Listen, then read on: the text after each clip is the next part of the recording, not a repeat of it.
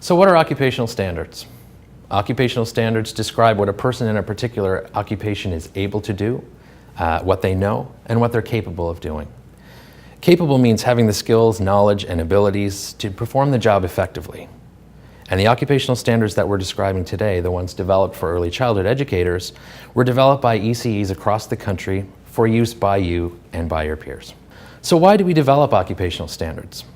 They're a very valuable tool, and they are based on competencies that describe exactly what an early childhood educator must be able to do in their job. Occupational standards can be used in any number of ways by a variety of audiences in the early childhood and care sector, including government decision makers, early childhood education and curriculum developers, directors of early childhood education centers, as well as frontline early childhood educators.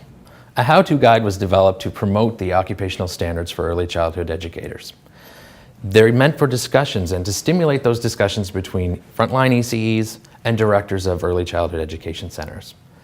These are only examples that we're going to present today. They're not best practices on how to develop the tools from occupational standards, but they are 5 very specific ways on how you can use the occupational standards in your setting. We encourage you to read through the how-to guide and the occupational standards and develop your own uses for the occupational standards. Use 4 describes the identification of ongoing professional development needs using the occupational standards for early childhood educators. Professional development is very critical to early childhood educators because they need to continuously learn and develop their skills to stay abreast of changes within their sector.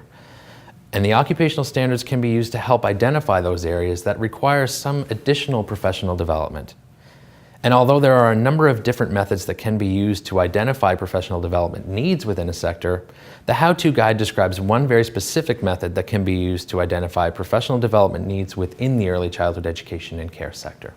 So one method that can be used to identify those ongoing professional development needs using the occupational standards is to conduct a performance appraisal. There are many different ways to do that. There are formal performance appraisals that occur between a supervisor and a frontline early childhood educator. There are informal appraisals that deal with self-reflection exercises on the part of the early childhood educator who's doing the work. It's important that you use a simple scale when you conduct your performance appraisals so that supervisors and early childhood educators know exactly what skills and tasks are being appraised and exactly what the expectations are for the knowledge and experience within that performance appraisal. For areas that require additional professional development, ECEs can attend workshops, conferences, and post-secondary education opportunities.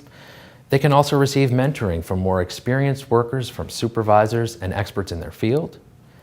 They can complete self-directed reading and research on their own time and of their own volition to really advance their skills. And they can also gain additional knowledge through on-the-job training and skills that require professional development from supervisors and workers that they have in their centers.